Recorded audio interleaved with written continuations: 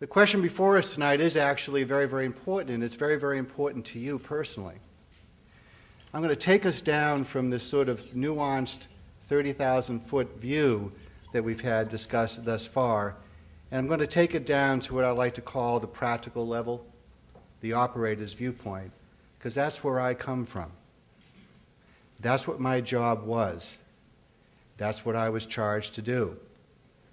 I was charged in 1996 to eliminate bin Laden, Ayman Zawahiri, and others as a threat to U.S. national security.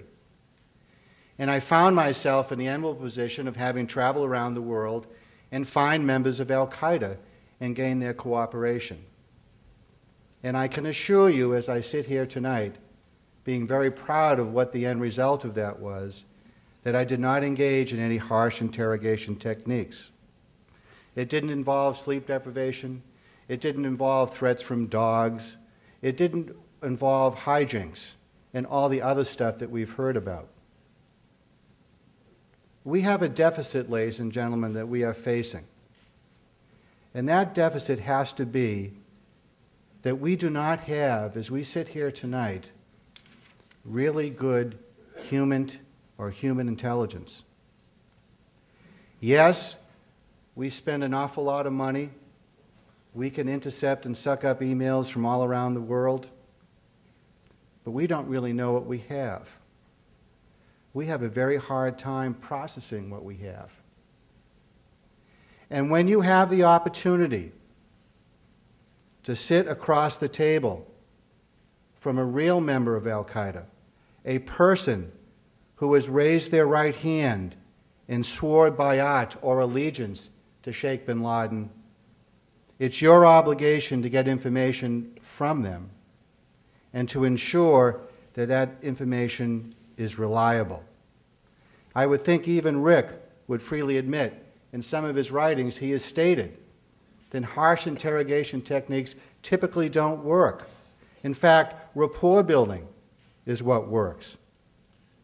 We're always having this discussion about the ticking bomb, the scenario that if we don't get this information right away, when we're confronted with somebody who we believe has this sort of information, that lives will be at stake, and that we have to engage in these harsh interrogation techniques, or, as we've just described, waterboarding. When Abu Zubaydah was waterboarded, and we now know that to be the case, he was waterboarded after he was in custody for 30 days. He was waterboarded because the agency, the CIA, would argue because what we were trying to get out of him, we weren't getting out of him. Yet I had been able to speak to people who told me rhyme and verse about Abu Zubaydah. Abu Zubaydah is not what you think he was. Abu Zubaydah was a great travel agent. He was a logistics person. He was not what has been described as a key al-Qaeda operative, quite the opposite. So when we engage in these techniques, there is a pushback from the opposition. And what does that pushback mean to you? What does that mean to you and your families? Because when we push back and when we engage in these type of techniques, the opposition is duty-bound. The enemy, as we've heard described here tonight, is duty-bound to get revenge. There is a constituency that you have not heard from tonight, and that is al-Qaeda. I am going to tell you what al-Qaeda has to say about torture. I am going to tell you what Sheikh bin Laden had to say about torture. And I'm going to tell you that from the perspective of having to deal with Ali Abdel Saud Muhammad, who created the Encyclopedia of Jihad, who taught people what to do and not to do if, in fact, arrested by the unbelievers, we, the blood people. Bin Laden's view was that any brother who was picked up and withstood torture for 72 hours, he and the other members of al-Qaeda would not seek revenge against them.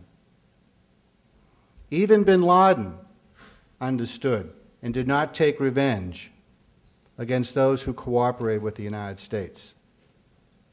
Think about that for a moment. I can talk to you about Ibn Sheikh al-Libi, which you've probably all heard about. I happen to be on the receiving end of a lot of information that Ibn Sheikh al-Libi was giving up to the FBI embargo in Afghanistan. Ibn Sheikh al-Libi is the man who's alleged to have given information that was used in Colin Powell's speech before the United Nations. Ibn Sheikh al-Libi agreed to cooperate with the United States through rapport building. And he agreed to cooperate with the United States, but he was duct taped, put into a cardboard or a plywood box, and shipped and rendered off to Egypt to be interrogated. He had agreed to cooperate with us. This was a policy decision that was made. Good counterterrorism policy has to include the end result of what we do, whether it's on the battlefield or whether it's on the streets of New York. Rapport building, treating people humanely, getting information, solid intelligence is what we're after. There's too much at stake. Your safety is at stake to engage in harsh interrogation techniques which is going to cause the enemy to seek revenge against each of you. Thank you.